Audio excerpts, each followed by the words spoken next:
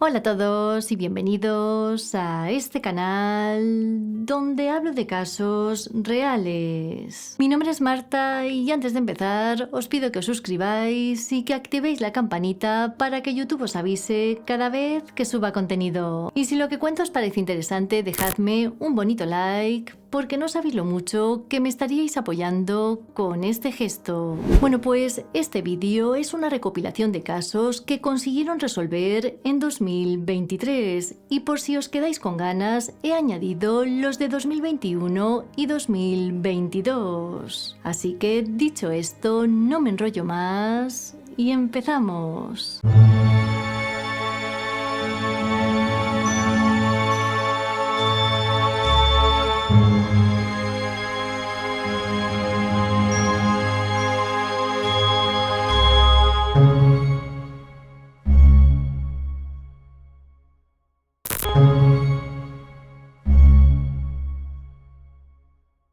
La mujer de la imagen era Heidi Marie Erickson, nacida el 14 de diciembre de 1984 en el condado de Ramsey, Minnesota. Hija del matrimonio formado por John y Linda Erickson, tenía además dos hermanos mayores. Su familia cuenta que desde siempre fue muy querida por todos, ya que era una persona encantadora, tanto que a menudo la llamaban la dulce niña inocente. De Heidi también se sabe que era muy religiosa y que le encantaba colaborar con la iglesia de su comunidad. En el año 2003, la chica se graduó en la escuela secundaria y poco después conoció en la iglesia a Nick Firkus, un joven un año mayor que ella que trabajaba como instalador de moquetas en la empresa de su familia. La chispa entre ellos fue instantánea y enseguida comenzaron a salir. A los 2 años de conocerse, contrajeron matrimonio y poco después compraron su primera vivienda, para lo que tuvieron que pedir 2 hipotecas. Se puede decir que desde fuera su vida era perfecta, sin embargo, no todo era tan idílico como parecía.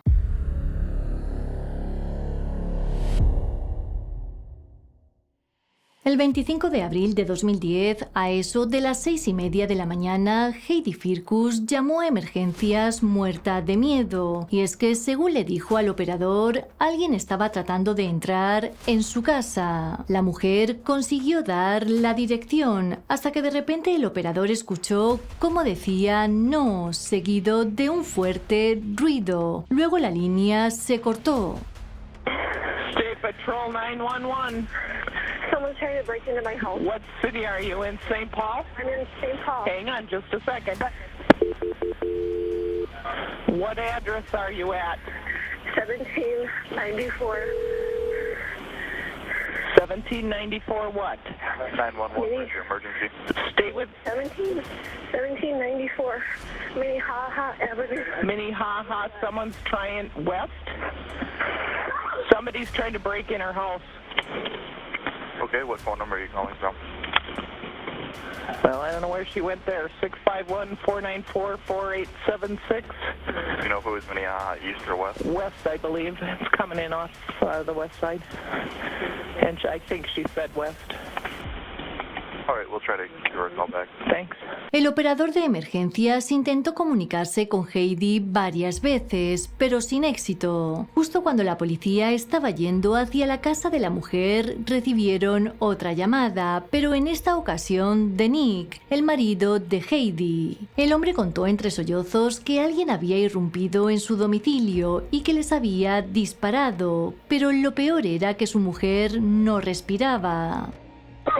State Patrol 911. Somebody just broke in our house and shot me. Okay, are you in St. Paul, sir? Okay, let me get you right in there. Hold on one second. Okay, hold on a sec.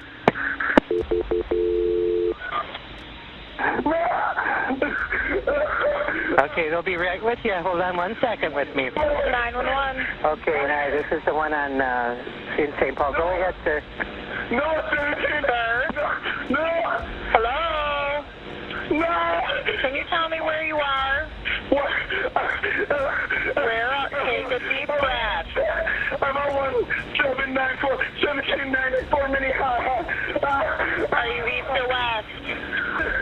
Nick, listen to me. I've got help coming. I need you to take a deep breath. Is the person that shot you still there? No, yeah. Okay. Cuando la policía llegó a la residencia de los Firkus, encontraron a Heidi sin vida en el piso de la cocina con una herida de bala en la espalda. Por su parte, Nick tenía otra en la pierna que no presentaba gravedad, así que a las pocas horas de ser atendido en el hospital, fue dado de alta. Tras su salida del hospital, Nick fue entrevistado en la estación de policía. Según su versión, el 25 de abril a las 6:30 de la mañana despertó a su mujer porque había escuchado unos ruidos en la puerta principal. En un momento dado, el hombre agarró su escopeta y Heidi recorrió la casa buscando su teléfono para llamar al 911. All right. You know, sometimes like guys take drinks right from like the orange juice, Yeah. the whole container, the milk container. Yeah. All right. So you're up around 6 a.m. Go to the bathroom, get some water. Yep. Go back to sleep, but just kind of fitfully sleep for 10 or 15 minutes, and then I heard the screen door open. Which screen door? Cuando Nick llegó a la puerta principal, vio a un hombre encapuchado y se enfrentó a él, mientras Heidi corría hacia otra habitación. Sin embargo, durante la lucha, la escopeta de Nick se disparó por accidente y la bala alcanzó a la mujer. En ese momento, el marido gritó y en otro forcejeo, el intruso le hirió con el arma antes de escapar. Nick dijo que el atacante medía 1,80, que pesaba unos 90 kilos y que llevaba puesta una sudadera oscura con capucha. Pero lo que llamó la atención de los agentes fue que no pudo describir la cara del individuo, a pesar de que estuvo forcejeando con él.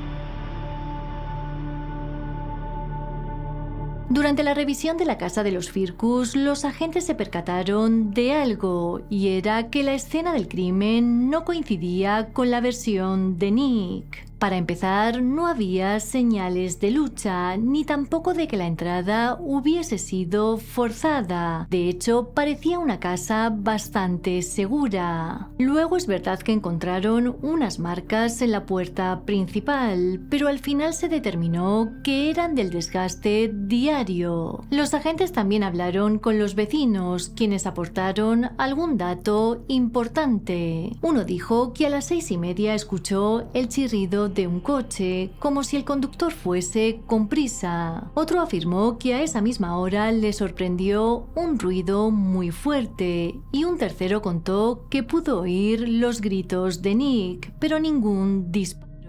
Por su parte, el análisis balístico descubrió que las balas disparadas eran de la escopeta de Nick, lo que confirmaba parte de su historia. Sin embargo, la trayectoria de dichas balas no coincidía con lo relatado por el hombre. Sin saber muy bien qué camino tomar, los investigadores decidieron indagar en la vida de los Firkus, y hay que decir que aquí encontraron algunos detalles inquietantes. Al parecer, la pareja llevaba años viviendo por encima de sus posibilidades, lo que les había puesto bajo una gran presión financiera. Por un lado, tenían facturas de servicios públicos sin pagar, además de tarjetas de crédito, y por el otro, iban a ser desalojados de su vivienda por el impago de las hipotecas. Esta información extrañó bastante a los agentes, más que nada porque si los Firkus tenían que dejar la casa de manera inmediata, en ella no encontraron signos de mudanza o de objetos embalados, sino todo lo contrario. Los armarios tenían ropa, los cuadros estaban en la pared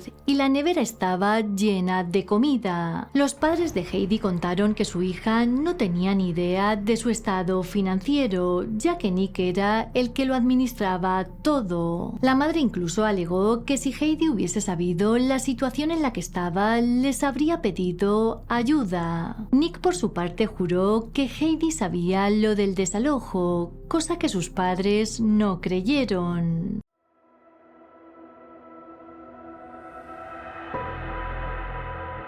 Al principio de la investigación, Nick cooperó con la policía e incluso facilitó una muestra de su ADN, pero semanas después contrató al abogado Joe Friedberg, quien le aconsejó que dejase de hablar con los agentes. Según Friedberg, la policía no trataba bien a Nick porque pensaban que era sospechoso, cuando el hombre solo era una víctima y un esposo afligido. En un momento dado, la investigación se recrudeció y el foco se centró mucho más en el marido, pero este se cerró en banda y decidió no colaborar con los agentes. Para sorpresa de todos, Nick y su abogado contrataron a un artista privado para que hiciese un boceto del intruso. A los agentes les pareció raro que acudiesen a un artista al azar, en lugar de utilizar uno de la policía. Pero con el boceto del sospechoso, Nick entró en una nueva contradicción. Recordemos que al principio dijo que no pudo ver la cara del intruso. Sin embargo, en esta ocasión proporcionó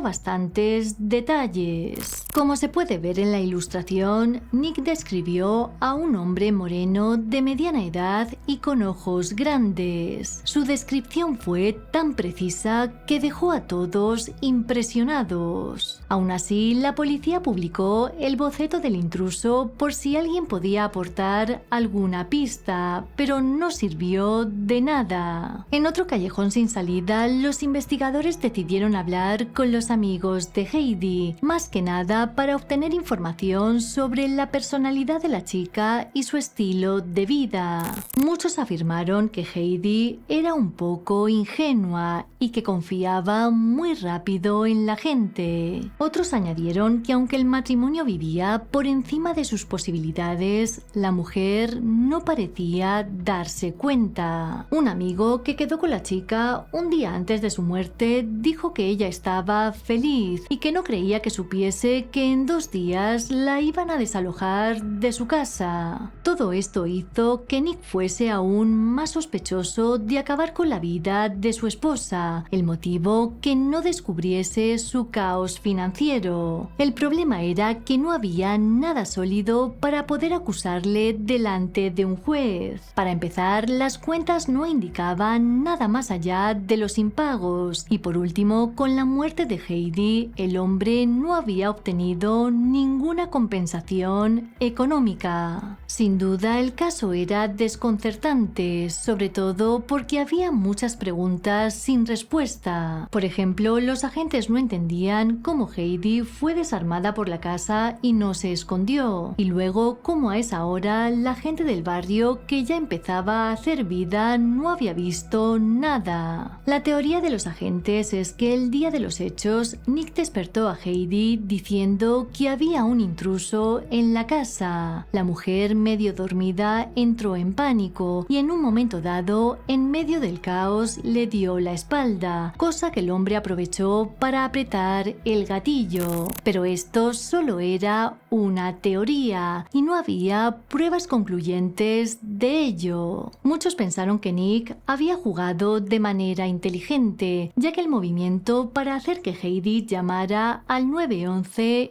hizo su historia más creíble.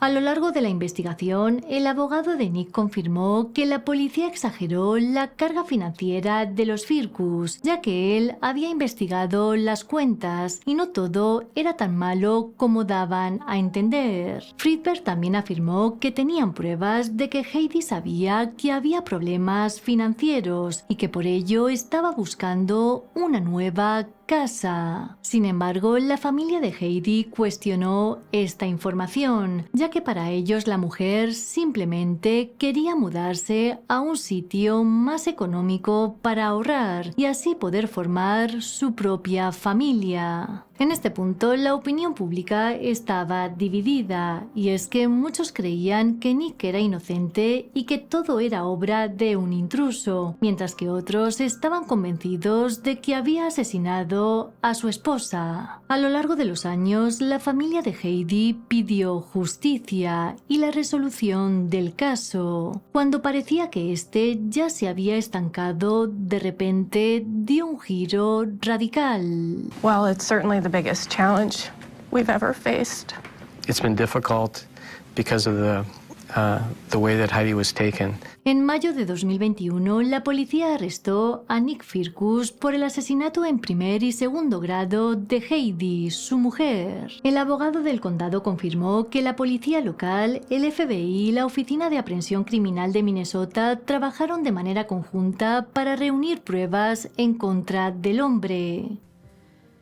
Yesterday morning, Nicholas Firkus was arrested and charged with second-degree intentional murder for the death of Heidi Firkus from April 25th, 2010. St. Paul Police never stopped investigating this case and have continuously, with the Ramsey County Attorney's Office, worked on it with numerous investigators, examining different aspects and following up on different areas of the case.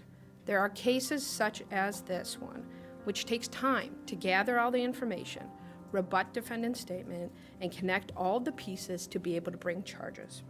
Los agentes no quisieron especificar qué fue lo que les llevó a acusar a Nick, pero lo que sí dijeron es que los avances en tecnología forense les habían ayudado mucho. Aún así, el abogado del hombre alegó que todo era circunstancial y logró que su cliente fuese puesto en libertad hasta la fecha del juicio. Para ello, Nick tuvo que pagar una fianza de $1 millón.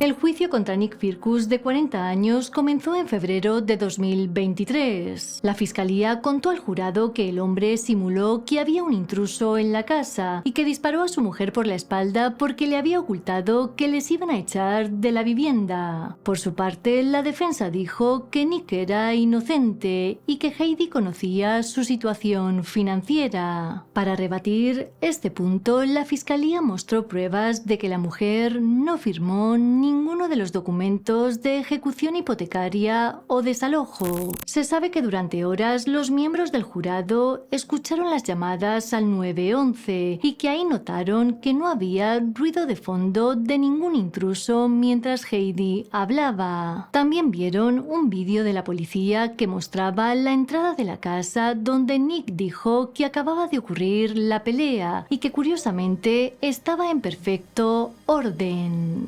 Con todo esto, Nick Firkus fue declarado culpable de asesinato premeditado en primer grado y condenado a cadena perpetua sin posibilidad de libertad condicional. Durante el juicio, Nick mantuvo su inocencia, pero aún así no quiso testificar. Solo habló ante el tribunal al conocer su sentencia. While I understand the jury's verdict and the sentence you must give, I do maintain and will maintain to my dying breath my innocence of this crime. Los familiares de Heidi también hablaron ante el tribunal. Every birthday, every holiday, each and every family gathering, we recount our memories of Heidi over and over and over again. And while there are plenty of good ones, the evil end to her story has always cast a shadow over what would otherwise be bright.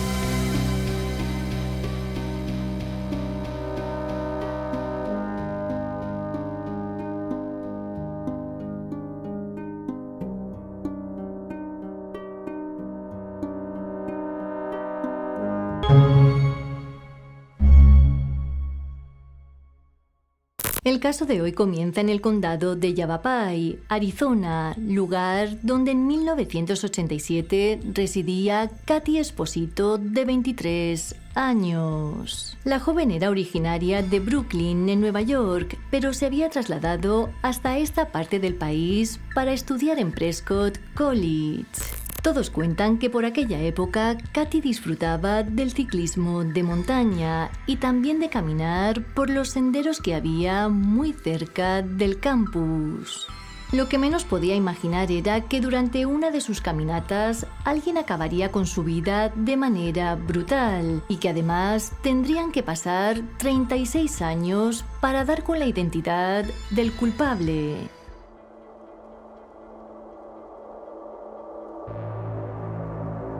El 13 de junio de 1987 era sábado y Katy se levantó muy temprano. Aprovechando que hacía buen tiempo, salió a las 7 de la mañana con su bicicleta de montaña para hacer el sendero de Thumb Butte.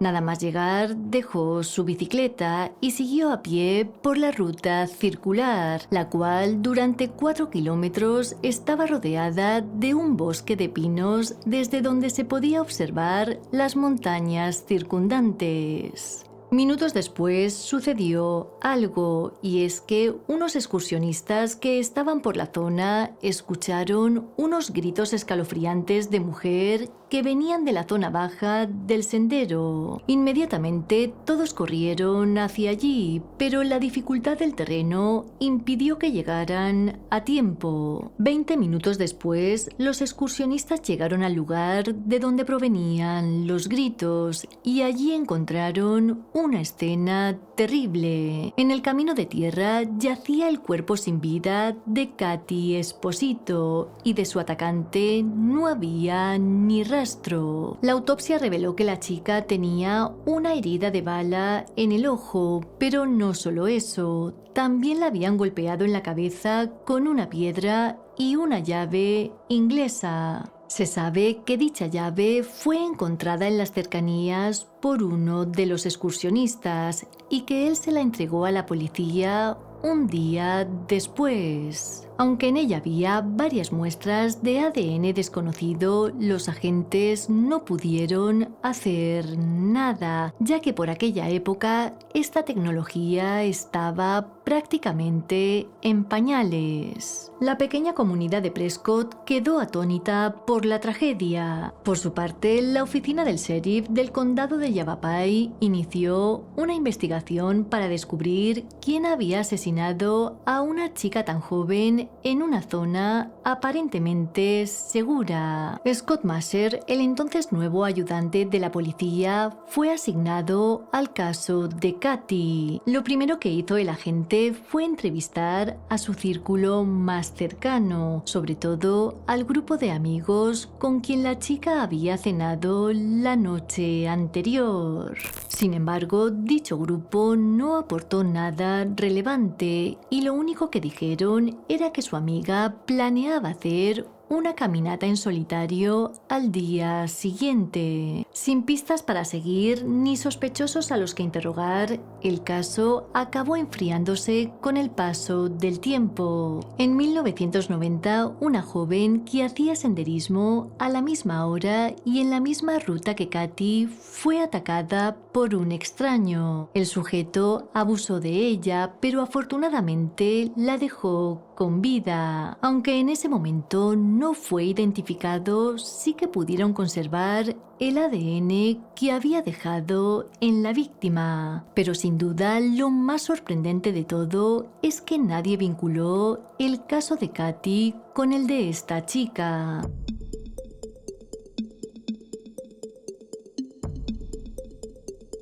Durante años, el caso de Katy fue revisado una y otra vez por los detectives, más que nada para comprobar si habían pasado algo por alto. El problema era que siempre se quedaban como al principio. En 2017, la unidad de casos sin resolver perteneciente a la oficina del sheriff comenzó a investigar el caso de Katy y también el ataque ya mencionado que sufrió una chica en 1990.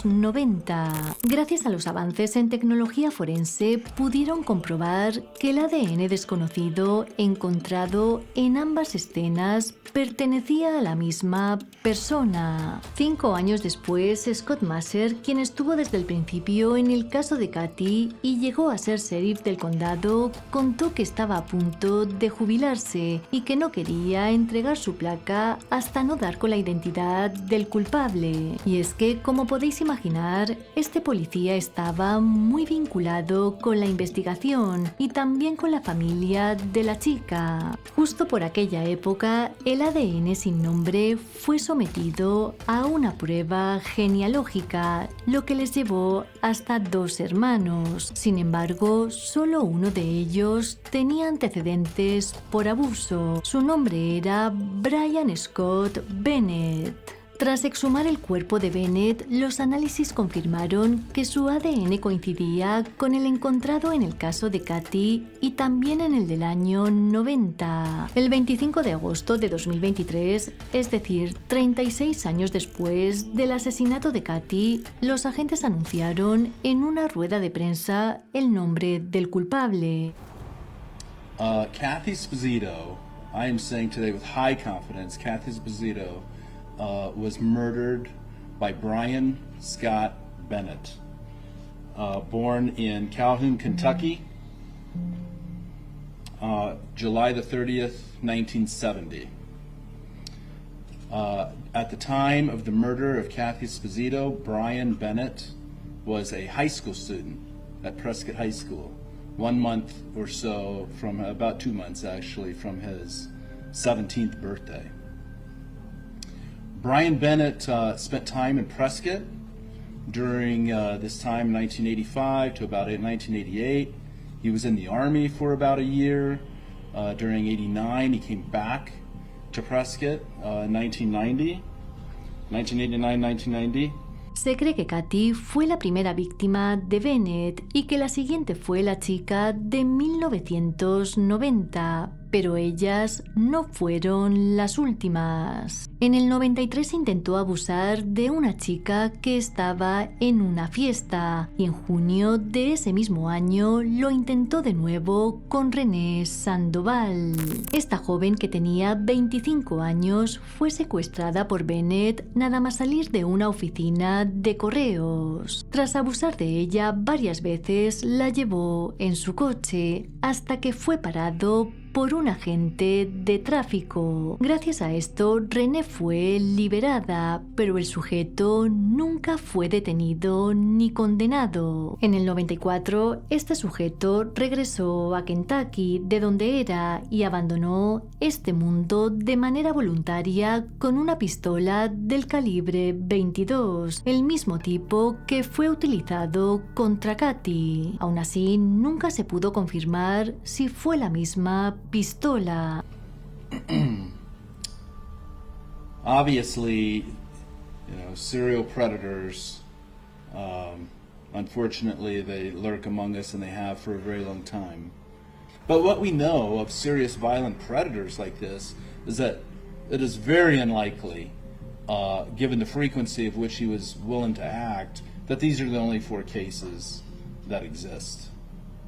Renee Sandoval, la víctima que logró escapar en el 93, también estuvo presente en la rueda de prensa y confesó que siempre se sentirá unida a Kathy Esposito.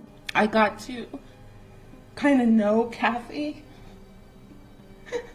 from her brother, Sal. Love you, Sal. They were very, very close. He told me so much about her, about their family, things they've done together. And he never gave up. He never, ever gave up, never wavered. And today, she's free. Kathy, you're free.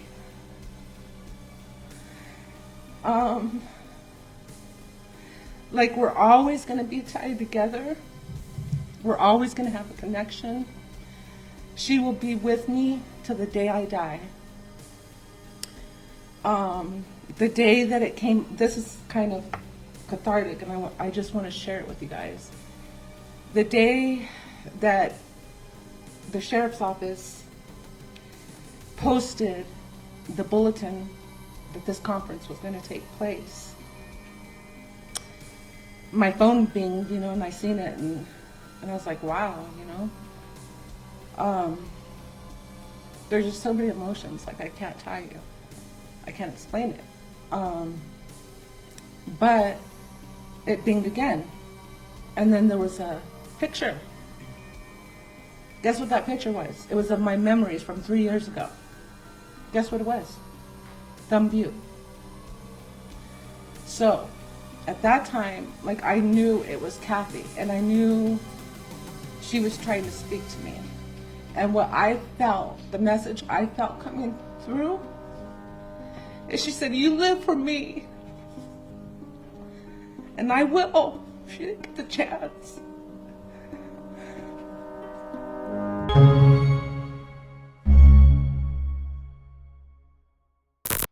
La mujer de la imagen era Carol Reeve, nacida el 22 de diciembre de 1953 en Norristown, un pueblo del estado de Pensilvania. Hija de Eleanor y Richard, en 1971 se graduó en la escuela secundaria y fue miembro de la Iglesia Luterana San Marcos. De su biografía no hay apenas datos, pero lo que sí se sabe es que antes de los hechos trabajaba para una compañía de seguros de Cherry Hill, Nueva Jersey, y que Dawn, su única hija, le había hecho abuela de 3 preciosos nietos. A Carol le gustaba pasar su tiempo libre en la playa o de acampada, pero sin duda su gran pasión era correr. De hecho, fue miembro de un club de corredores donde ayudó a organizar la carrera benéfica Sam Rocks for Sandy. Su hija la describe como un alma amable a la que le encantaba estar al aire libre. Para ella era tan buena persona que a día de hoy le cuesta creer el destino tan terrible que tuvo. She was so kind and gentle and just seems like such a weird fate for her. Dawn también recuerda muchas cosas buenas de su madre, incluida su capacidad de recuperación para seguir corriendo en carreras de 5 kilómetros y medias maratones. Y es que en abril de 2013, Carol y su hija presenciaron el horror del maratón de Boston, un suceso por el que prometieron no dejarse intimidar. Lo que menos podían imaginar era que 2 meses después de ese maratón, alguien acabaría con la vida de Carol de manera brutal y que tendrían que pasar 10 años para dar con la identidad del culpable.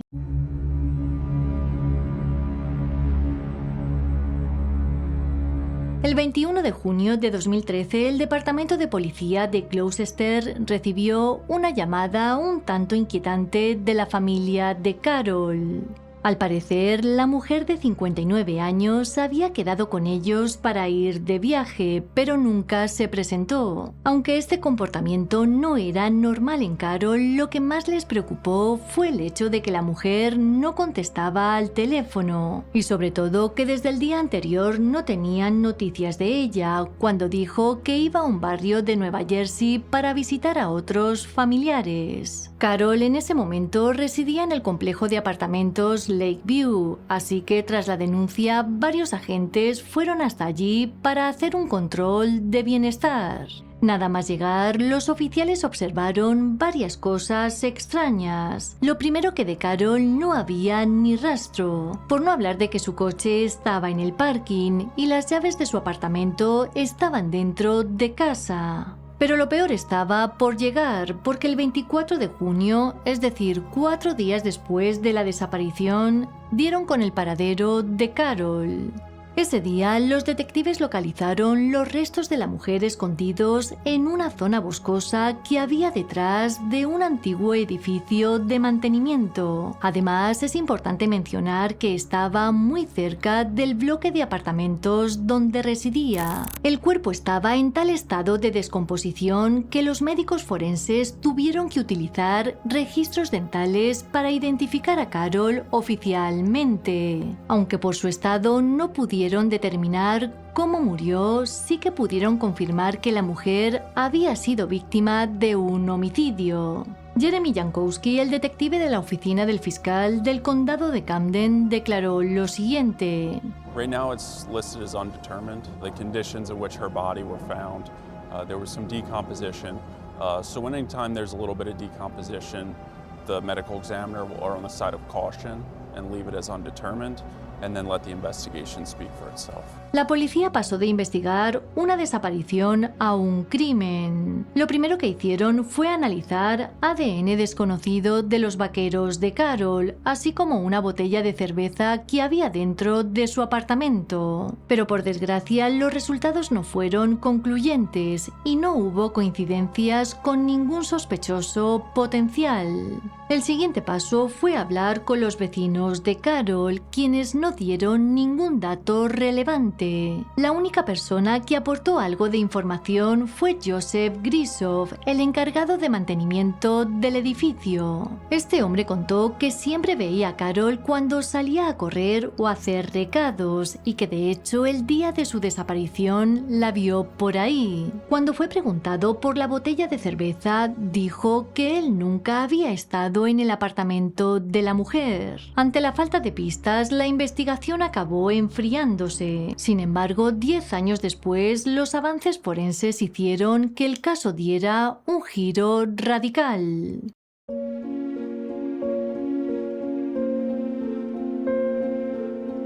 En mayo de 2023, la Fiscalía del Condado de Camden junto a la Policía de Gloucester anunciaron un gran avance en el caso de Carol.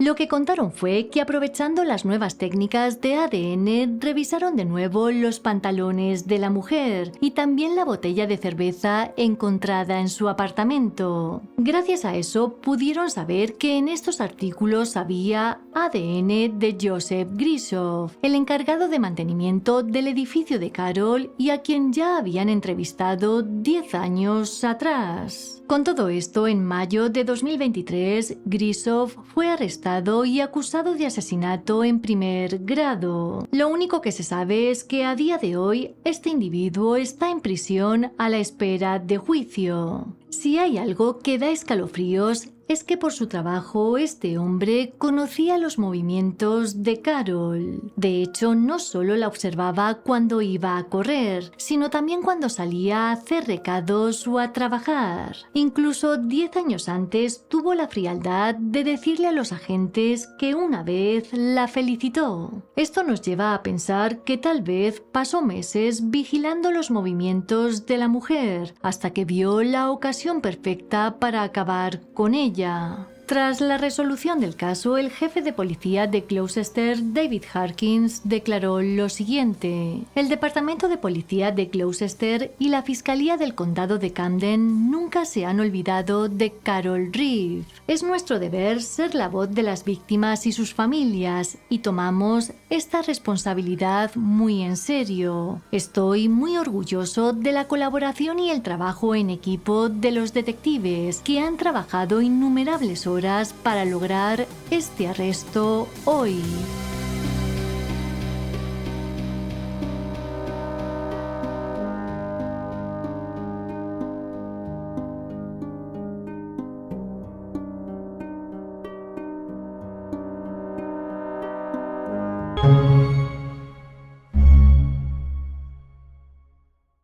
En 1984, Donna Macho era una joven de 19 años que trabajaba como secretaria legal y modelo, ya que a esto último se quería dedicar en el futuro. Todos cuentan que era muy hermosa, lo que le llevó a ser popular en la escuela secundaria y en la universidad. En el momento de los hechos, Donna residía junto a su madre, su padrastro y su hermana pequeña en East Windsor, un municipio de Nueva Jersey. En la casa ella ocupaba la habitación del sótano, cosa que le daba bastante intimidad. Pero lamentablemente el hecho de tener este dormitorio hizo que nadie se enterara de su secuestro hasta pasadas unas horas.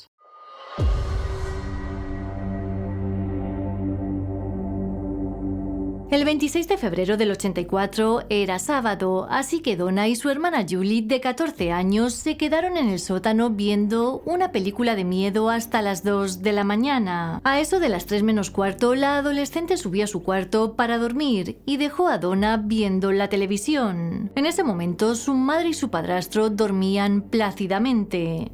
Al día siguiente, la familia no vio a Donna en la casa, pero como la chica les había dicho que tenía que ir a su oficina por un trabajo que tenía pendiente, pensaron que estaría allí. Las alarmas saltaron cuando Donna no se presentó a cenar. Su madre, preocupada, bajó al sótano para ver si la chica había llegado sin darse ella cuenta. Pero en la habitación no solo no había ni rastro de Donna, sino que también estaba todo bastante revuelto. Esto a su madre no le pareció normal, porque su hija era muy organizada. Al revisar la estancia con detenimiento, la mujer descubrió algo que la dejó bastante impactada, y es que en un rincón había una pila de ropa llena de sangre. En ese momento, y presa del pánico, avisó a la policía.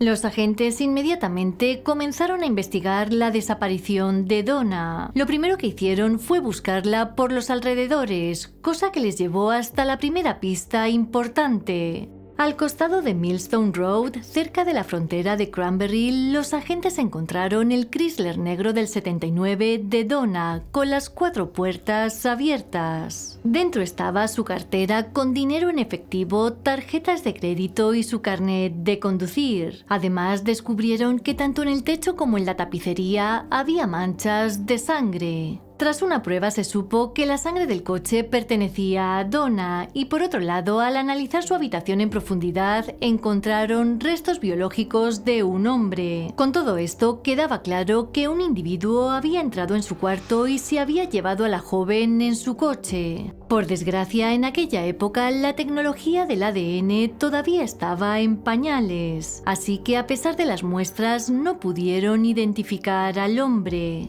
Sin apenas pistas, el caso acabó enfriándose y tuvieron que pasar varios años para saber qué le pasó realmente a Donna.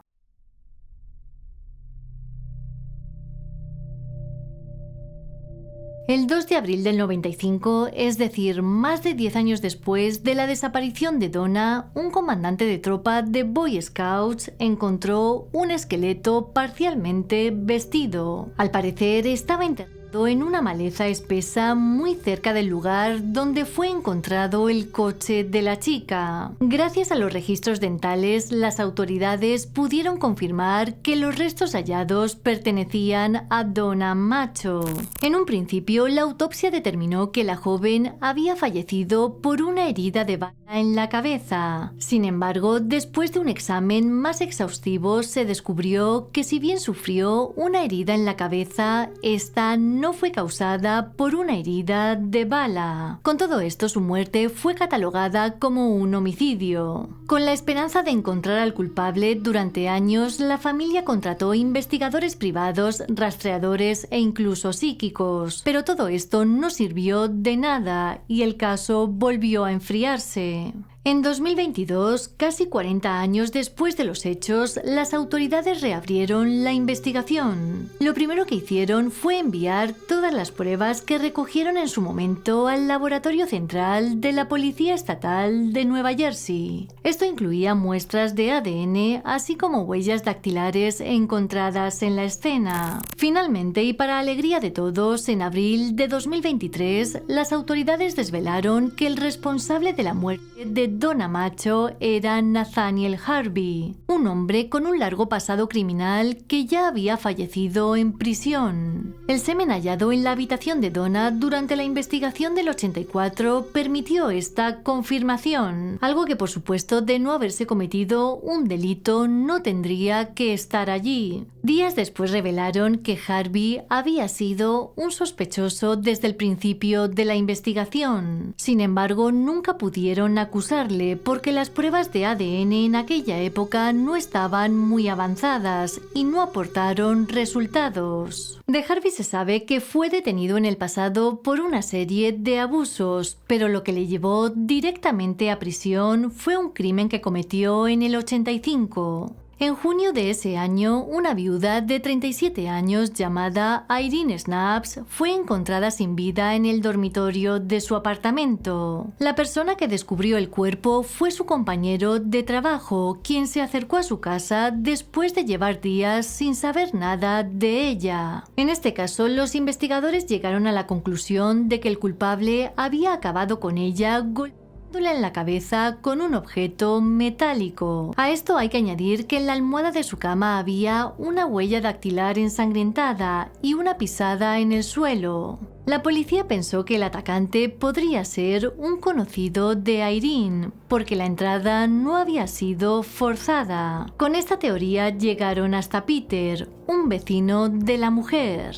De este hombre descubrieron que estaba enamorado de ella, así que durante un tiempo estuvo en el punto de mira. Sin embargo, como esto no les llevaba a nada, no tuvieron más remedio que descartarlo como sospechoso. A partir de ahí pusieron el foco en Nathaniel Harvey, un delincuente que tenía fama de irrumpir en casas abiertas para atacar y llevarse por la fuerza a mujeres. Durante el interrogatorio, los agentes se percataron de que el zapato de Harvey era del mismo tamaño que la huella encontrada en la escena del crimen. Pero no solo eso, al registrar su coche hallaron un reloj Seiko que pertenecía a Irene. Con todo esto y después de 3 días de interrogatorio, Nathaniel admitió que había acabado con la vida de la mujer. Sin embargo, aquí los agentes cometieron un error, y es que no grabaron la confesión. Debido a esto, el sujeto dijo tiempo después que él no estaba involucrado en el caso.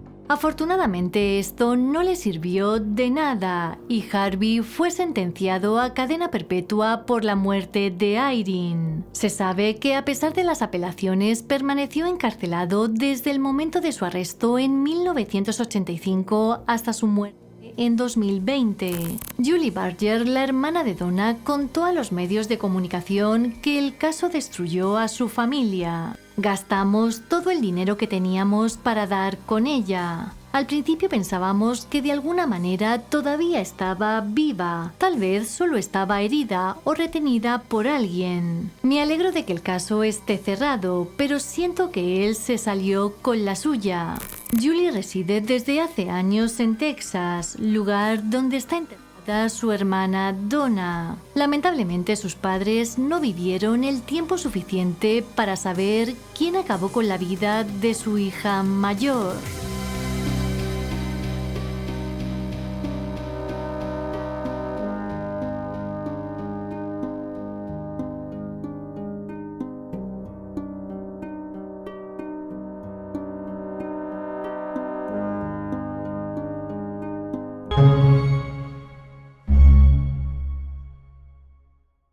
El caso de hoy nos lleva hasta Battle Creek, una ciudad del estado de Michigan. Aquí, en el año 2005, residía Ashley Parlier, de 21 años, junto a su familia. Su hermana Nicole cuenta que Ashley no era como la mayoría de los jóvenes de su edad, ya que por su discapacidad mental era como una niña de 12 años. Debido a esto era muy ingenua y tenía muy pocas habilidades sociales. Pero a pesar de sus dificultades, Ashley estudió en la escuela secundaria y con el tiempo encontró trabajo en un Taco Bell de Battle Creek. Antes de los hechos comenzó a salir con un chico, sin embargo, cuando Ashley le comunicó que estaba esperando un hijo de él, la abandonó. En junio de 2005, Russ y Sari, padres de Ashley, descubrieron que la chica estaba embarazada y tras una discusión nunca más volvieron a verla con vida.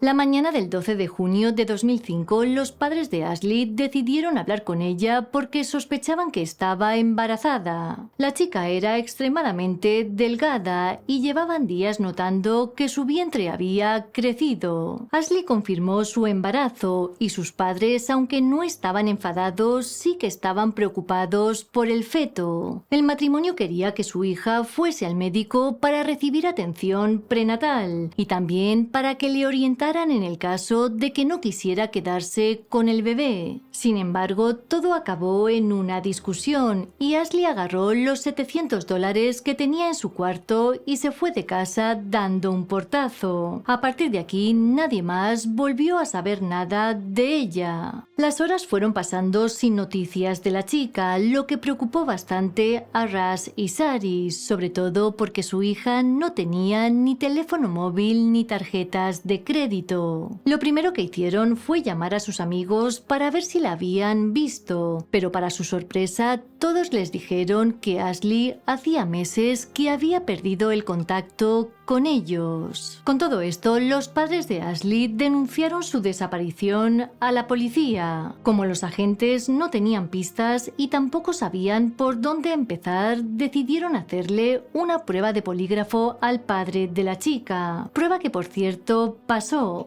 Después intentaron hacer lo mismo con la madre, pero los familiares se negaron, ya que la mujer acababa de mostrar los primeros síntomas de la enfermedad de Huntington, que por si no lo sabéis, es una enfermedad que produce espasmos y movimientos involuntarios. La familia nunca perdió la esperanza de encontrar a la chica con vida y para dar a conocer el caso crearon una página en Facebook llamada Trae a Ashley Parlier a casa. Por desgracia, esto nunca sirvió de nada, y en la primavera de 2020 los padres de Ashley fallecieron sin saber qué le había ocurrido a su hija y también a su nieto por nacer. Joel Case, sargento de la policía de Battle Creek, declaró lo siguiente sobre el caso. Desde el momento de su desaparición hubo personas de interés, pero ningún sospechoso. Creemos que algunos de sus familiares directos tenían conocimiento de lo que le sucedió, pero ya fallecieron.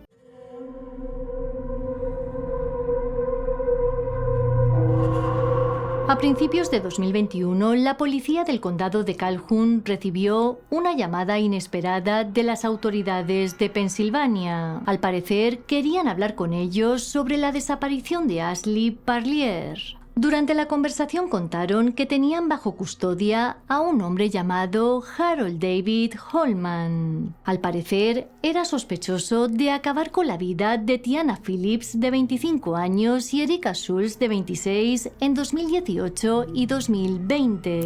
A esto añadieron que en uno de los interrogatorios, el individuo había dado detalles de la desaparición de Ashley Parlier y también había proporcionado la posible ubicación de su cuerpo. Harold dijo que el cuerpo de la chica estaba en la sección norte de Newton Township. Inmediatamente los agentes fueron hasta allí y registraron un área boscosa con la ayuda de otras agencias, pero no encontraron nada. Los detectives del condado de Calhoun recorrieron diferentes estados para entrevistar a posibles testigos de este caso, hasta que finalmente fueron hasta Pensilvania para hablar en persona con Harold. De este individuo se sabe que su familia trabajó para el gobierno de los Estados Unidos y que por este motivo estuvo viviendo en otros países. En mayo del 99 salió de una prisión de Ramstein, Alemania, donde cumplió condena por la muerte de un hombre, y luego de 2002 a 2009 residió en Battle Creek. Mientras investigaban los crímenes de las chicas de Pensilvania, los agentes de este estado descubrieron que el sujeto había buscado a través de sus redes sociales temas relacionados con asesinos en serie y también robos de tumbas. Durante la entrevista con los detectives de Calhoun, Harold, de 42 años, confesó varias cosas que les dejaron impactados. Para empezar, dijo que él era el padre del hijo que Ashley estaba esperando. A esto añadió que el día de su desaparición mantuvo relaciones con la chica en una casa de Emmett, un municipio que está a unos 11 minutos en coche de Battle Creek. Según él, tras mantener relaciones se pusieron a discutir y en un momento dado Harold agredió a la chica y la dejó inconsciente. Unas horas después la llevó a una zona boscosa del municipio de Newton, donde le dio en la cabeza con un trozo de madera hasta su muerte. También afirmó que 2 meses después regresó a este lugar para comprobar si la habían encontrado, pero para su alivio solo quedaban restos del esqueleto. Después de su confesión, Harold fue extraditado a Michigan para intentar localizar los restos de Ashley junto a los agentes, pero por desgracia no hubo éxito. Aún así, la Fiscalía del Condado de Calhoun le acusó formalmente del asesinato de la chica.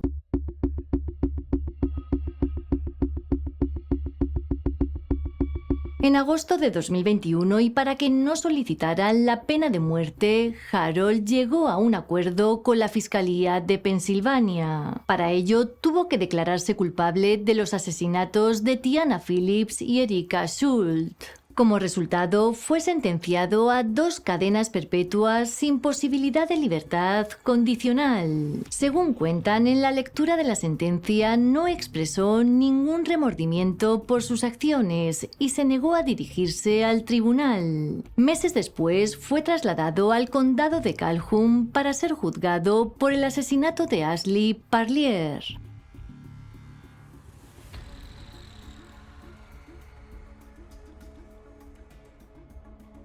El juicio de Ashley comenzó el 14 de diciembre de 2022 y el 1 de febrero de 2023 Harold se declaró culpable de su muerte. Por ello, fue condenado a otros 60 años de prisión. Aún así, por desgracia, todavía no han encontrado los restos de la chica. Nicole, la hermana de Ashley, tuvo la oportunidad de hablar ante el tribunal y dirigiéndose a Harold le dijo lo siguiente. I was psychologically tormented when I lost my sister and have been in counseling for over a decade.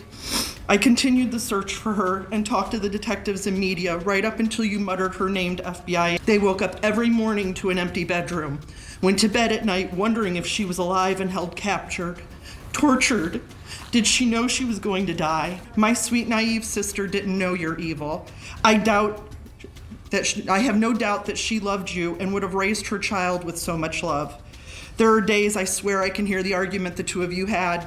I can picture everything she would have said to you, her pleading for you to step up and be a man and a father like our dad was in our lives. Las hermanas de Tiana Phillips y Erika Schultz, las otras víctimas de Harold, asistieron a la sentencia para apoyar a Nicole. Esto fue lo que contaron ante los medios. So they need to know that I'm here for them, that I know how they feel, and together we will make it through it. And I think the most important for the three of us is that the light of our sisters keeps shining. Actualmente, Harold, catalogado como un asesino en serie, cumple su condena en una prisión del condado de Luzerne, Pensilvania. Y afirmó ante un medio que le entrevistó es que en Alemania acabó con la vida de un hombre para saber qué se sentía. Además, describió que acabar con la vida de la gente era un placer que le hacía sentir de una forma que ninguna droga podría jamás.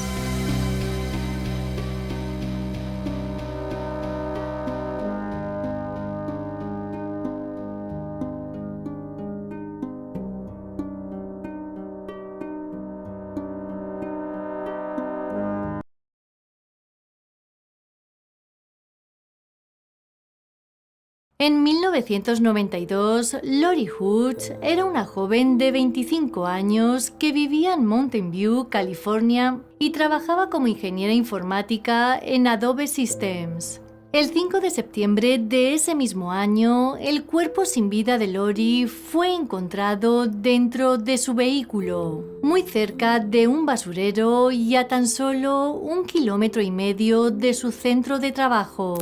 A simple vista, los agentes pudieron observar que tenía una cuerda alrededor de su cuello que posteriormente se confirmó como el arma del crimen. Además, la cartera de la chica estaba intacta dentro del vehículo y había señales de lucha.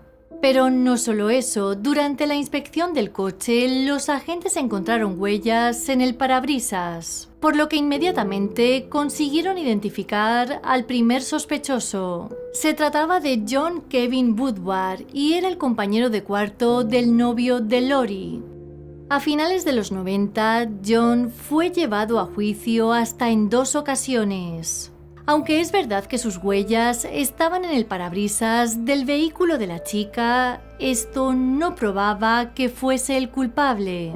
Por este motivo, los miembros del jurado no pudieron llegar a un veredicto. Finalmente, tras el segundo juicio, el caso fue desestimado por un juez.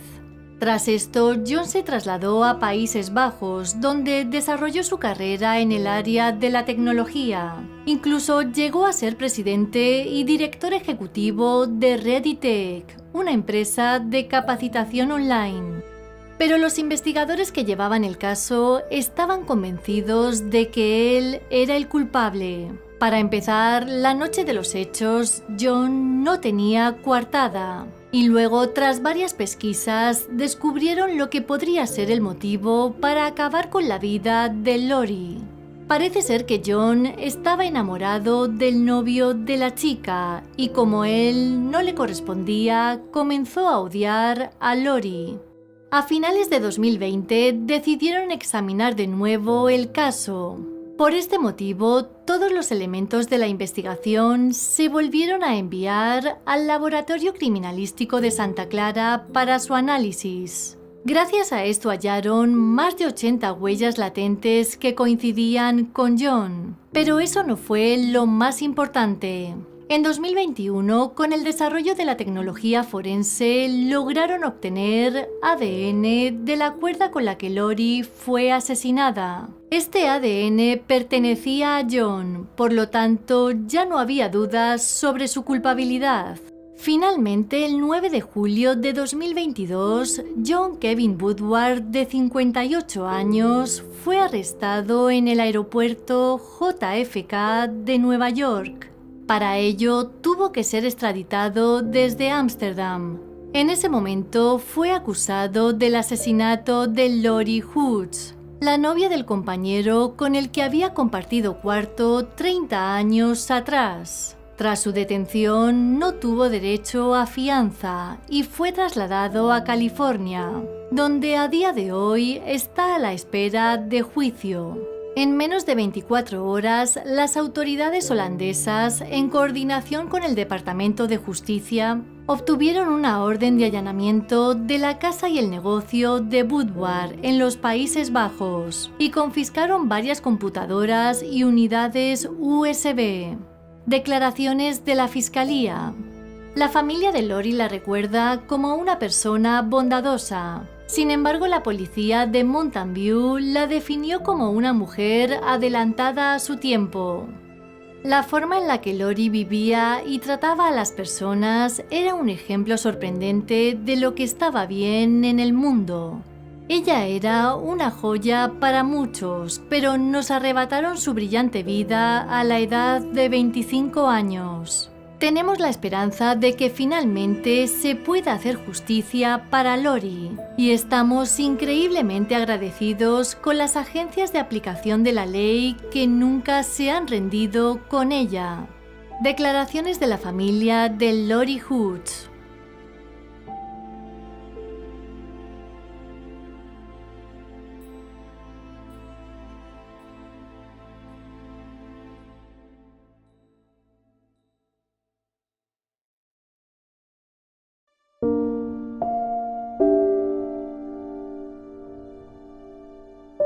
En 1981, Nora Sheehan era una madre de 3 hijos de 54 años que residía en un pueblo de Cork, Irlanda. El 6 de junio de ese mismo año acudió al hospital South Infirmary tras ser mordida por un perro. A partir de aquí, nadie más volvió a verla con vida. Su familia comenzó a preocuparse al ver que no regresaba a casa, así que denunciaron la desaparición a la policía e inmediatamente comenzaron a buscarla. El 12 de junio, es decir, una semana después, unos trabajadores forestales encontraron el cuerpo sin vida de Nora en el bosque Saipul Buttes, a 28 kilómetros de donde fue vista por última vez. En ese momento los investigadores no revelaron cómo murió, pero sí contaron que se trataba de una muerte violenta. Durante la investigación no pudieron dar con el culpable y el caso acabó enfriándose. En 2016, el equipo de revisión de delitos graves reabrió el caso. Se sabe que durante varios años estuvieron examinando todos los detalles que en su momento encontraron los anteriores investigadores. Gracias a esto, en junio de 2022, consiguieron arrestar en su casa de Cork a un hombre de 73 años llamado Noel Long. Tras la detención, se celebró una breve audiencia donde Noel fue declarado culpable. Su abogado, Eddie Burke, dijo que su cliente recibía una pensión estatal y solicitó que mientras estuviese en prisión preventiva tuviese cuidados médicos por problemas de salud graves. El 7 de julio de 2022 fue puesto en libertad tras pagar una fianza de 10.000 euros. Ahora solo queda esperar a la fecha del juicio. Como todavía es una investigación en curso, los detectives no han hecho público qué les llevó hasta la detención de Noel Long. Lo que sí se sabe es que durante la audiencia presentaron bastantes pruebas en su contra.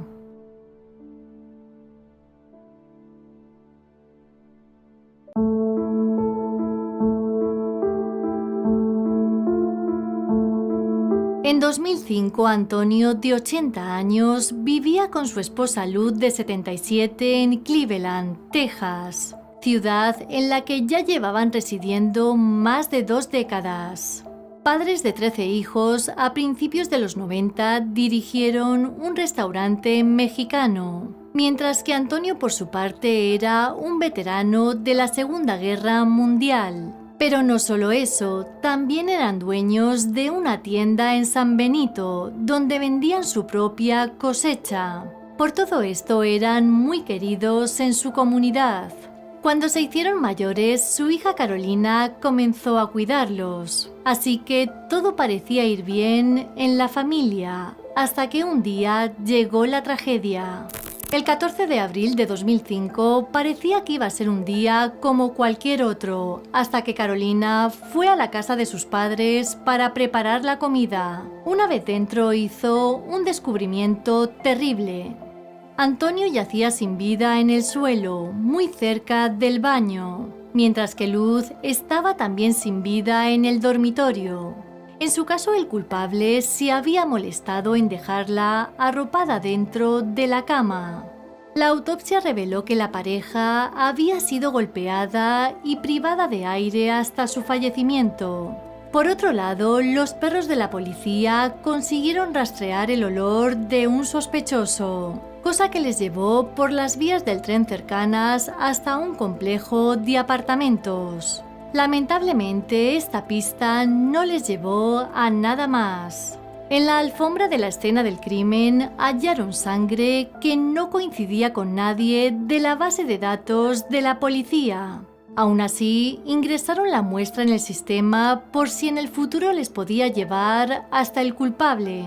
El motivo era todo un misterio, ya que el agresor no había robado nada, por no hablar de que la pareja de ancianos no tenían enemigos. Al no obtener más pistas, el caso se enfrió y fue considerado como no resuelto.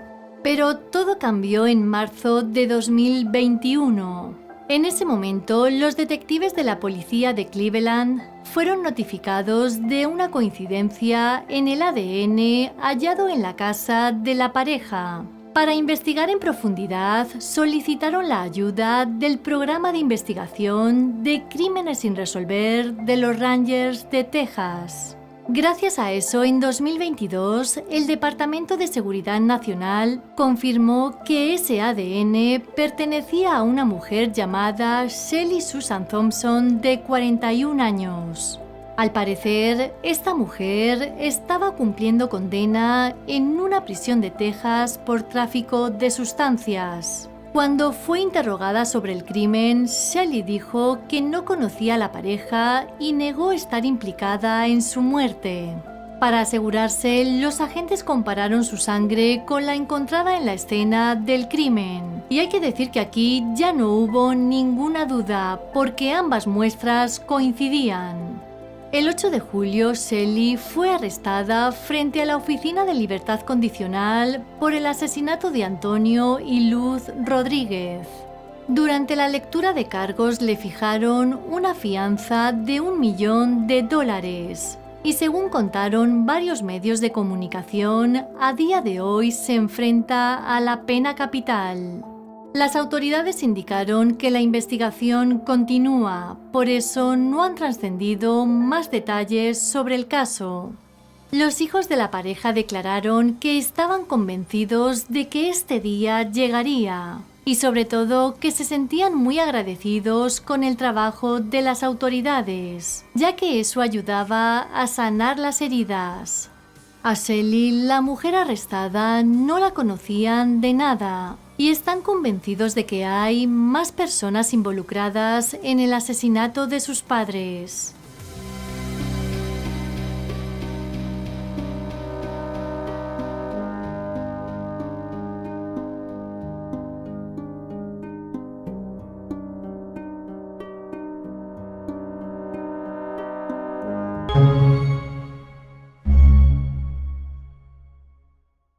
El caso de hoy nos lleva hasta Lancaster, uno de los 67 condados que forman parte del estado de Pensilvania, Estados Unidos. Allí, en el año 1975, residía una joven de 19 años llamada Lindy Sue Bigler junto a su esposo Phil, con quien llevaba casada tan solo unos meses. La pareja estaba deseando ahorrar para mudarse a un apartamento nuevo y mucho más grande, pero mientras tanto se conformaban con el lugar en el que estaban. Se sabe que Lindy trabajaba en una floristería local y que por sus detalles tenía muy buena reputación entre la clientela. Aparentemente todo iba bien en la vida de Lindy, hasta que un día confesó algo a sus más allegados. Y es que según ella se sentía vigilada. Tan solo unos días después, alguien acabó con su vida de manera brutal.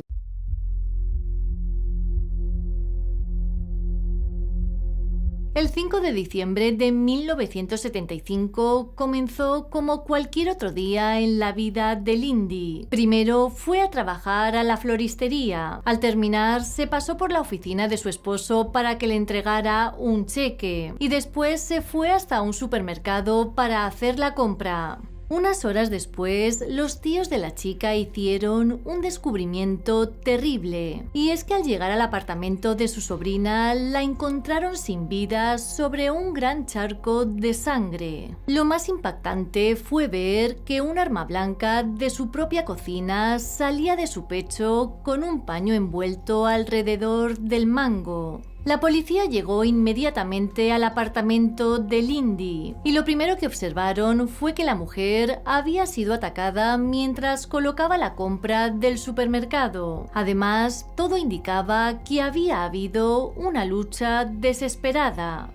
Craig Stedman, fiscal del distrito del condado de Lancaster, declaró tiempo después que Lindy había luchado por su vida porque presentaba varias heridas defensivas en sus manos. Pero no solo eso, en las paredes de su casa había numerosas salpicaduras de sangre. Pese a que no obtuvieron grandes pistas en el lugar de los hechos, las autoridades consiguieron recopilar varias muestras de ADN y dedujeron por una huella que el asesino era un hombre. La autopsia determinó que el ataque se había producido entre las 6:30 y las 7 de la tarde. El forense encontró 19 heridas de arma blanca en el cuello, el pecho, la parte superior de su abdomen y la espalda. El atacante también había abusado de ella. Los investigadores entrevistaron al entorno de la mujer, al igual que a las personas que podría haber conocido por su trabajo o en su vida cotidiana. Obviamente su marido fue investigado, pero enseguida le descartaron como sospechoso porque su coartada era bastante sólida. Al no hallar pistas entre su círculo más cercano, los agentes se centraron en la teoría del desconocido que podría llevar tiempo siguiéndola. Recordemos que ella manifestó antes de los hechos que se sentía observada, pero aún así esto no les llevó a nada. De manera frustrante, el caso comenzó a enfriarse a pesar de los numerosos intentos de revivirlo en los años siguientes.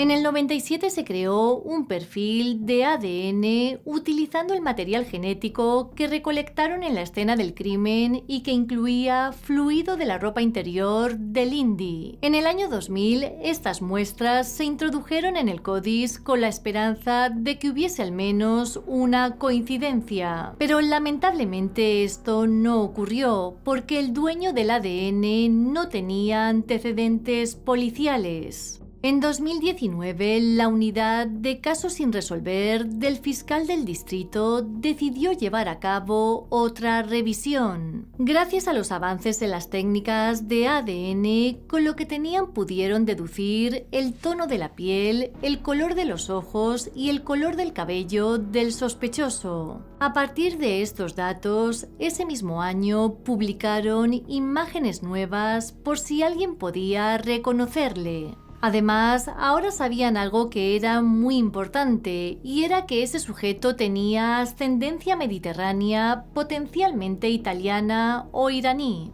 Aunque no hubo pistas con la liberación de las nuevas imágenes, los investigadores continuaron utilizando tecnología de ADN en evolución y genealogía genética para rastrear a la persona responsable hasta sus raíces. En 2020, y tras varias pruebas de reconocimiento genético, consiguieron elaborar un listado de sospechosos entre los que se encontraba un hombre llamado David Sinopoli. Sissy Moore, experta en genealogía genética, descubrió que David tenía además ascendencia italiana, lo que permitió cerrar el perímetro de búsqueda.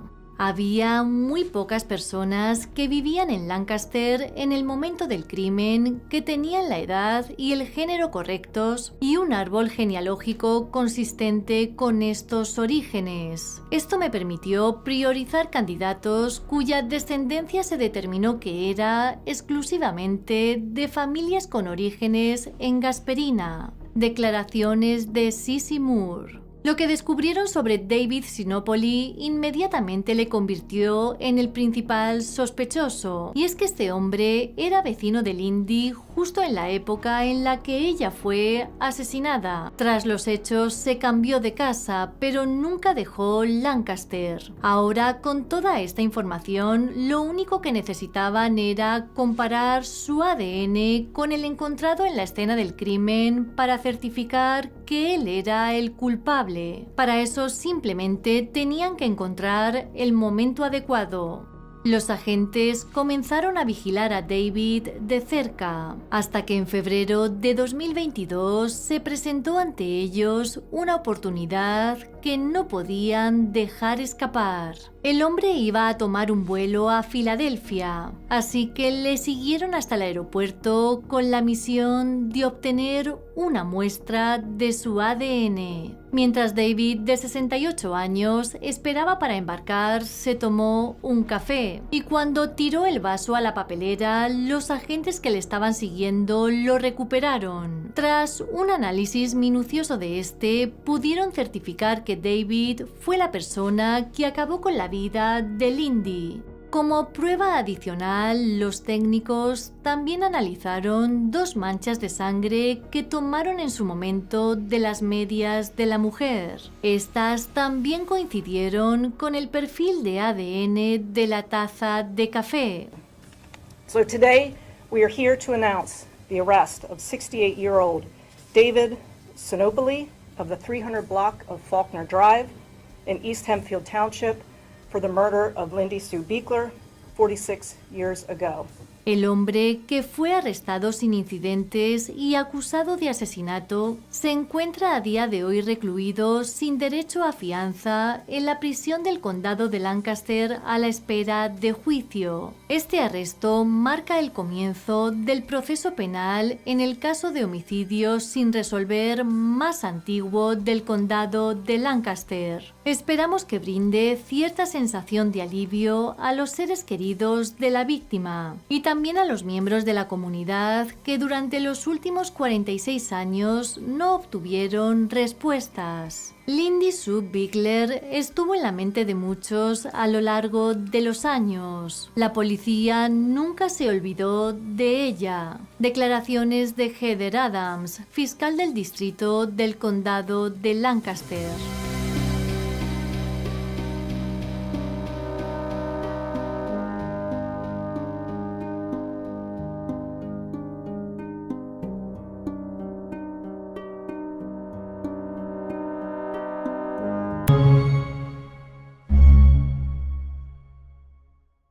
Sylvia May Quayle nació el 23 de septiembre de 1946 en Denver, Colorado. Tenía una hermana más pequeña y ambas eran hijas del matrimonio formado por William y Mary. Las dos crecieron en un ambiente amoroso y muy familiar, por lo que podemos afirmar que tuvieron una infancia feliz. En los años 60 se graduó en la escuela secundaria de Englewood, donde la recuerdan como una chica ambiciosa, vibrante y amigable, la típica persona capaz de iluminar una habitación con solo su presencia. En aquella época era aficionada a la historia, lo que le llevó a investigar el trabajo de su tío, el arquitecto Wesley Quayle. Tiempo después, Sylvia comenzó a trabajar como secretaria en un estudio de arquitectura. Sin embargo, como era una excelente cocinera, logró abrir su propio negocio especializado en pasteles de boda. En su tiempo libre acudía a clases de cerámica con su hermana, a la que quería mucho, al igual que a sus padres. Estaba tan unida a ellos que cuando se fue a vivir por su cuenta se trasladó a una casa que estaba a tan solo unos metros de distancia. A partir de ese momento establecieron una rutina que consistía en tomar café juntos todas las mañanas. Pero lamentablemente una de esas mañanas no fue como esperaban, porque alguien acabó con la vida de Sylvia de manera brutal.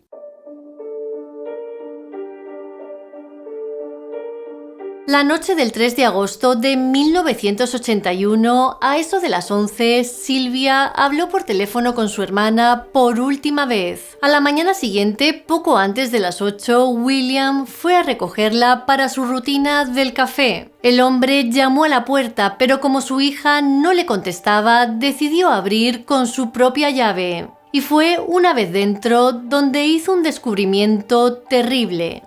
Encima de una alfombra de la sala de estar yacía el cuerpo sin vida de Sylvia. La mujer de 34 años no tenía ropa y estaba tumbada boca arriba con los brazos puestos sobre la cabeza, enredados en una camisa de manga larga. Obviamente, presa del pánico, el hombre llamó a la policía. Cuando los agentes llegaron al lugar, encontraron a William destrozado. El hombre les contó que tras el hallazgo había quitado una toalla blanca ensangrentada que el agresor había puesto sobre la cara de su hija. El propósito de William era tapar su cuerpo desnudo.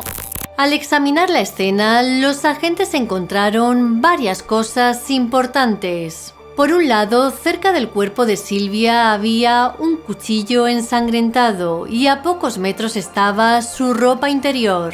La sala de estar tenía restos de sangre, al igual que la puerta principal y una almohada del dormitorio de la víctima. También observaron que la línea telefónica de la sala estaba cortada. De hecho, al comprobar el exterior, vieron que había sucedido lo mismo con el cable de fuera y que este estaba seccionado sobre el capó del coche de Sylvia.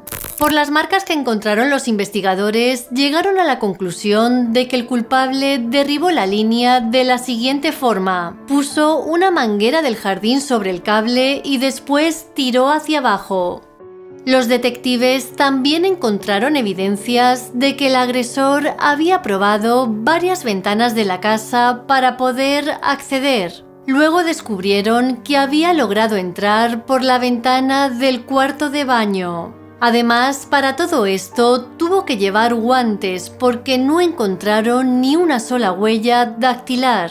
La autopsia reveló que Sylvia fue apuñalada 3 veces en la parte superior de la espalda. También presentaba marcas en el cuello y un disparo en la parte superior de la cabeza realizado con un arma del calibre 22. Además, otras marcas indicaban que la joven había luchado con todas sus fuerzas.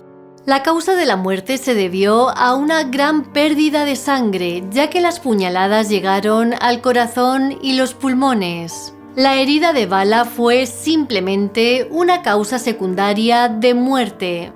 Por otro lado, también se supo que su atacante había abusado de ella.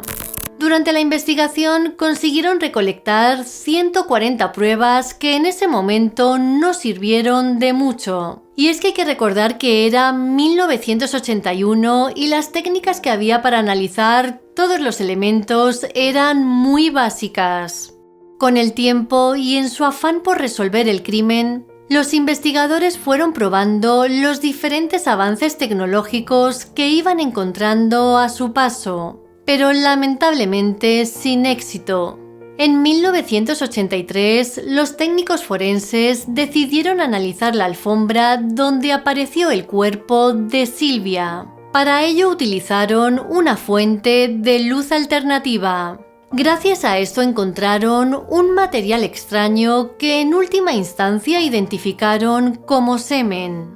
Pero ese mismo año el caso dio un giro radical. Y es que el asesino en serie, Otis Elwood Toole, confesó que él había quitado la vida a Silvia. Tal vez este nombre os suene más si va acompañado del de Henry Lee Lucas. Como ya conté en el vídeo anterior, estos dos sujetos no solo eran conocidos por sus crímenes, sino porque también se adjudicaban la autoría de otros que no habían cometido. Con esto solo conseguían entorpecer las investigaciones y evitar que el verdadero culpable fuese arrestado.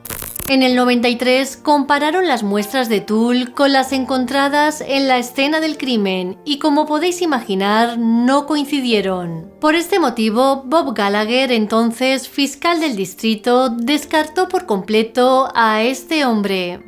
En 1995 se cortó otra sección de la alfombra manchada de semen y se envió a la Oficina de Investigación de Colorado para su análisis. 5 años después, la muestra proporcionó a los agentes del FBI un perfil de ADN masculino desconocido. El perfil se conectó al sistema de índice de ADN combinado del FBI o CODIS, pero no se encontró ninguna coincidencia. En 2019 apareció en escena Metro Denver Crime Stoppers, que para los que no lo sepáis, su misión es apoyar a las agencias de policía para la resolución de casos. Crime Stoppers se asoció en ese momento con United Data Connect, una empresa fundada por un exfiscal del distrito de Denver que trabajaba en la floreciente industria de la genealogía genética. En enero de 2020, los detectives de casos sin resolver se acercaron a Crime Stoppers con el expediente de Silvia. Tras revisarlo en profundidad, la agencia determinó que podrían utilizar el ADN hallado en la escena del crimen para llegar al culpable mediante la investigación de ADN familiar de última generación. 4 meses después, los técnicos de la empresa ya tenían un nombre: David Duane Anderson, de 62 años.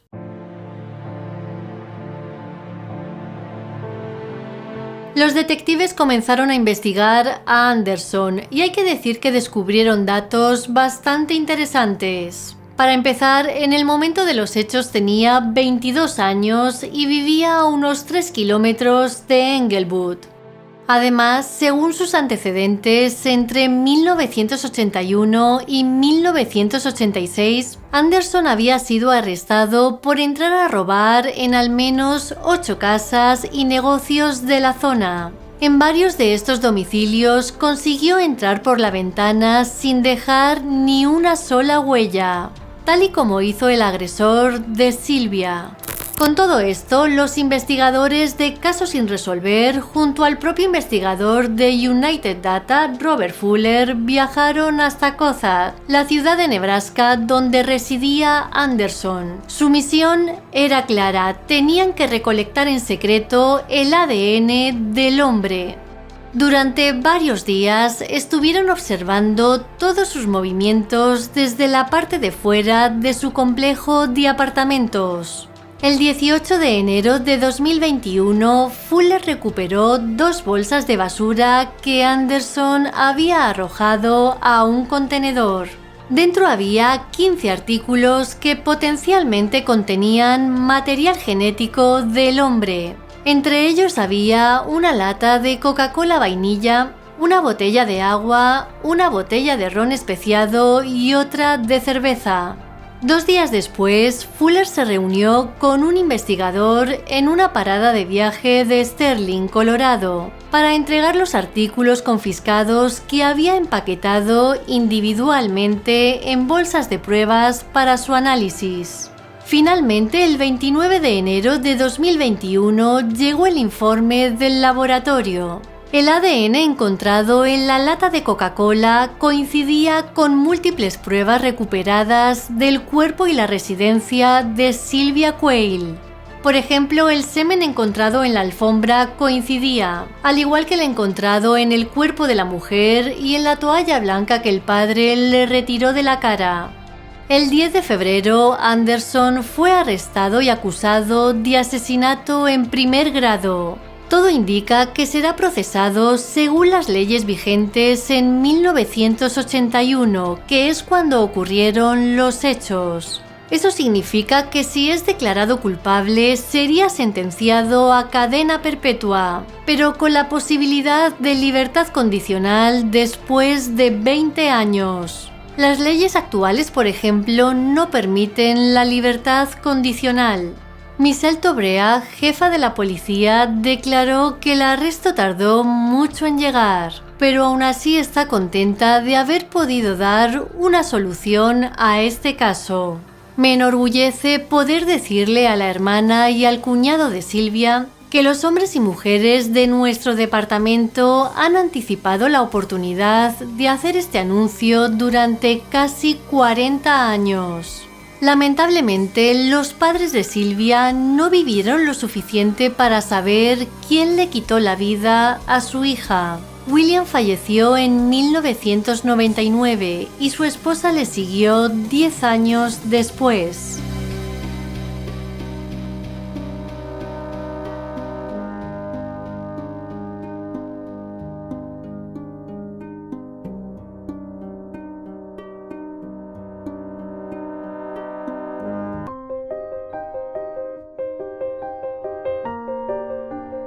El 17 de marzo de 1983, un oficial de policía del condado de Montgomery, Texas, hizo un descubrimiento terrible. En una zona boscosa de Conroe, cerca de la Interestatal 45, halló el cuerpo sin vida de una joven. A simple vista pudo observar que presentaba quemaduras severas, lo que le llevó a pensar que el culpable había intentado quemar a la víctima para eliminar pruebas. La autopsia reveló que la mujer, a la que no consiguieron identificar en ese momento, había fallecido por asfixia mecánica. Además, su atacante había abusado de ella. En su cuerpo encontraron varias muestras de ADN, pero en aquella época las técnicas que existían eran tan básicas que no pudieron identificar al culpable. En 1986, varios agentes del FBI compararon las muestras de sangre de la víctima con las de Laura Marie Purchase, una joven que desapareció en Houston en 1983. Laura fue vista por última vez el 5 de marzo de ese mismo año. Según la investigación, la joven era la pareja de un hombre apodado Howie, quien tocaba en una banda musical llamada Malibu. Finalmente, los análisis fueron concluyentes. El cuerpo que encontraron pertenecía a Laura Marie Purchase. Uno de los motivos por los cuales el crimen estuvo 38 años impune fue por la declaración del famoso asesino en serie tejano Henry Lee Lucas, quien en 1983 confesó desde la cárcel ser el culpable de la muerte de Laura. Henry Lee Lucas no solo era conocido por sus crímenes, sino porque se adjudicó la autoría de otros tantos que no cometió. Para que os hagáis una idea, confesó más de 100 crímenes de mujeres en los estados de Luisiana, Florida, Oklahoma y Virginia Occidental. En solo 3 de ellos pudo comprobarse debidamente su participación. El ADN masculino hallado en el cuerpo de Laura no coincidió con el de Henry Lee Lucas. Pero pese a ello, en 1986, el sistema judicial le imputó el crimen. Lucas falleció en prisión en el año 2001 y en el 2007 volvieron a comparar su ADN con el encontrado en el cuerpo de Laura. Como podéis imaginar, sucedió lo mismo que la primera vez, las muestras no coincidieron. Debido a esto, los nombres de Henry Lee Lucas y Otis Elwood Toole, otro hombre que había sido declarado sospechoso, fueron borrados de la causa. En 2019, el nombre de Thomas Elvin Darnell llegó a manos de la policía del condado de Montgomery gracias a un test de genealogía genética. Se trata de un análisis que rastrea ubicaciones específicas del genoma de una persona con el propósito de hallar o verificar rastros genealógicos ancestrales o para estimar la mezcla étnica de un ser humano. El informe de genealogía sugirió a la policía que investigara a Darnell. El hombre de 75 años integraba una lista de posibles sospechosos que habían elaborado los investigadores de Montgomery en base a la investigación iniciada en 1983 y reabierta de nuevo tras la absolución post-mortem de Henry Lee Lucas. En marzo de 2021, los investigadores fueron hasta el domicilio de Darnell en Kansas City para tomarle una muestra de ADN. A principios de mayo, los resultados demostraron la coincidencia de las muestras, por lo que inmediatamente Darnell fue detenido y extraditado a Montgomery. El 26 de julio, mientras se encontraba en la cárcel a la espera de juicio, Darnell falleció por causas naturales. Y es que parece ser que en el momento de su detención ya estaba bastante enfermo. Aunque al final se supo quién acabó con la vida de Laura, el culpable nunca llegó a pagar por el acto tan terrible que cometió 38 años antes.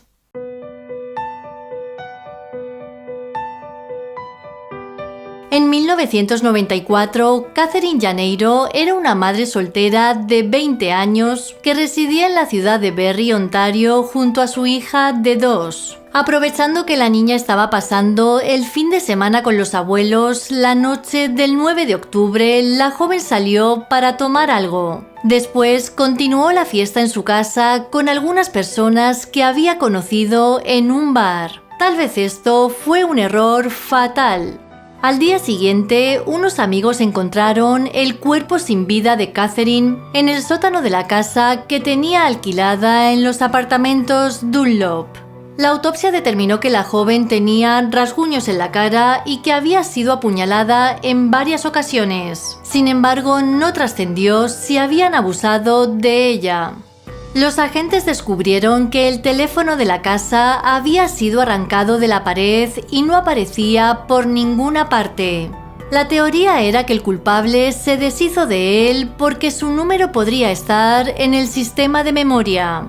En marzo de 1995, y tan solo una semana después de que la policía anunciara que buscaba el teléfono, lo encontraron en un arroyo no lejos de la escena del crimen. Su memoria estaba intacta, pero aún así esto no llevó a los investigadores hasta el culpable. En 1999, y tras una investigación extensa, el caso fue entregado a la policía de Ontario. La intención era ver si con su tecnología podían aportar algo nuevo, pero lamentablemente esto no arrojó luz sobre quién podría ser el autor del crimen. En febrero de 2012, la investigación fue devuelta al servicio de policía de Barrie, quienes volvieron a repasar las declaraciones de los testigos y las pruebas físicas halladas en el lugar de los hechos. Por otro lado, también buscaron la opinión de expertos en varios campos científicos y de investigación, incluido el análisis de ADN y la mezcla de ADN tanto en Canadá como en Estados Unidos. Gracias a esto, pudieron eliminar a varias personas de interés en el caso y comenzaron a centrarse en individuos cercanos a Catherine. Good morning. My name is Sergeant Kevin Scales. I'm a detective here in the Barrie Police Homicide Unit. Today I'd like to provide you with an update on a historical investigation. The Barrie Police Service is pleased to announce that yesterday morning a 58-year-old Barrie man was arrested and has been charged with murder in the death of Catherine Gennaro. He is scheduled to appear via video today at the Ontario Court of Justice located in Barrie to be remanded into custody. En 2019 recibieron una pista que hizo que el 13 de enero de 2021 el caso diese un giro radical. Ese día, los investigadores de homicidios consiguieron arrestar a Robert Bruce McQueen, de 58 años, por el asesinato de Catherine Gennaro. Este hombre, también de Barrie, fue acusado de asesinato en primer grado y en la actualidad se encuentra en la cárcel a la espera de juicio. Según los agentes, Robert y Catherine se conocían, pero no quieren dar más detalles hasta que no finalice el juicio. Cuando el nombre de McQueen comenzó a circular en las redes sociales tras su arresto, pocas personas le reconocieron, ya que su alias era Bruce Ellis. Varios conocidos que no quisieron dar su nombre contaron a los medios de comunicación que McQueen o Ellis trabajaba de manera esporádica en la construcción, ya que salía y entraba continuamente de la cárcel. Dawn, la hija de Catherine, que tenía tan solo 2 años en el momento de su muerte, declaró lo siguiente: "Quiero agradecer a quienes nunca perdieron la esperanza de buscar al culpable. Ojalá mis abuelos Dinora y Fernando Gennaro estuvieran vivos para ver este día. El dolor es el sentimiento más familiar para mí. El cierre del caso de mi madre ayudará finalmente a traerme un poco de paz".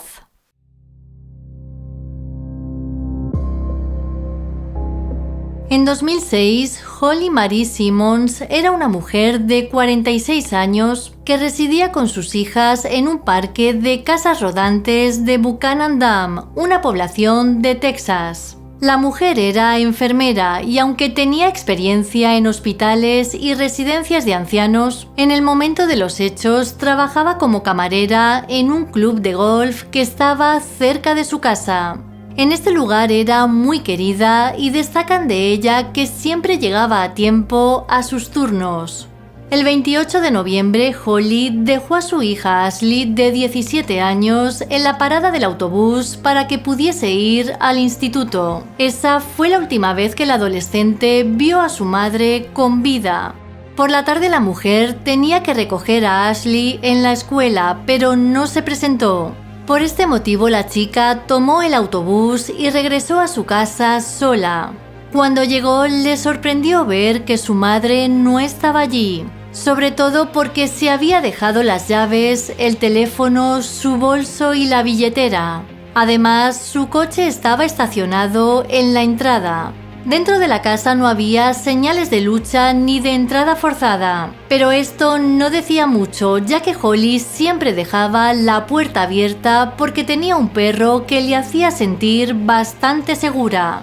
Esa noche Alicia, la hija de 15 años, se quedó en la casa de una amiga, mientras Ashley esperó a su madre con la luz exterior encendida. La adolescente tenía la esperanza de que regresara, pero lamentablemente esto nunca sucedió. A la mañana siguiente, Ashley se puso en contacto con la policía para denunciar la desaparición, y es que su madre tampoco había acudido a su puesto de trabajo. Los agentes revisaron la casa en busca de pruebas. También entrevistaron a sus vecinos, compañeros de trabajo y amigos. La oficina del sheriff del condado de Llano y los Rangers de Texas trabajaron en este caso durante años, pero no encontraron ninguna pista que les llevara hasta el paradero de la mujer. Finalmente, en 2009, una persona que estaba haciendo buceo recreativo encontró algo extraño sumergido en un lago. Se trataba de un bote de aluminio que había sido lastrado con bastante peso de manera deliberada. Al abrirlo encontraron restos humanos que se llevaron inmediatamente para su análisis.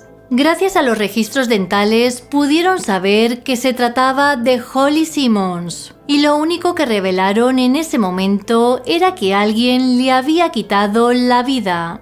Los investigadores estaban convencidos de que el culpable era una persona cercana a ella o al menos alguien a quien conocía. Sin embargo, en ese momento no pudieron identificar a ningún sospechoso.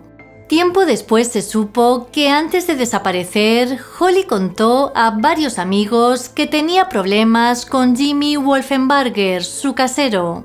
A su amiga Shaina Smith llegó a decirle que quería alejarse de su arrendador y que temía que él estuviera escuchando la llamada telefónica.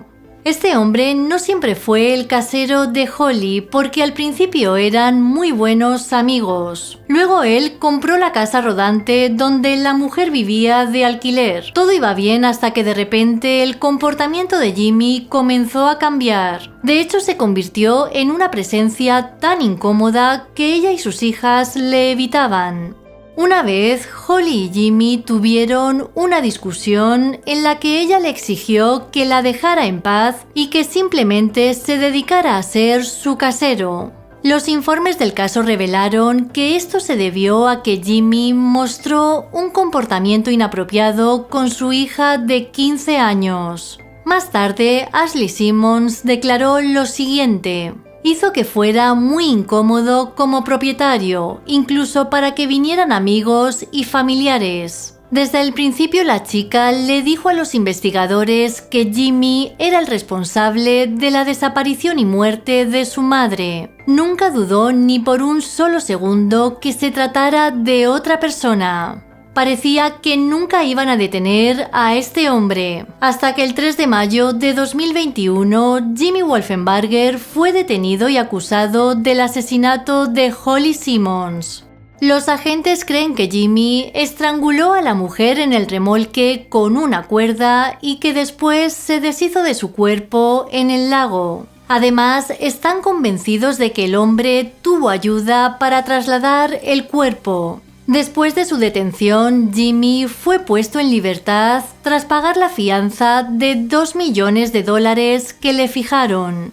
Esta medida dejó atónitos a los investigadores del caso, ya que tras su puesta en libertad solo le confiscaron el pasaporte y no quedó claro si tenía abogado. Los hermanos de Holly contaron a los medios de comunicación que desde el principio sabían que Jimmy era el culpable. Lo que nos han dicho en los últimos 15 años es que él era el principal sospechoso, pero que no había pruebas suficientes. Ojalá no se escape y ojalá tengan un buen caso y se haga justicia para ella, sus hijas, sus nietos y el resto de la familia. A día de hoy, los agentes que investigaron el caso no han revelado qué pruebas encontraron para acusar oficialmente a Jimmy de la desaparición y muerte de Holly Simmons.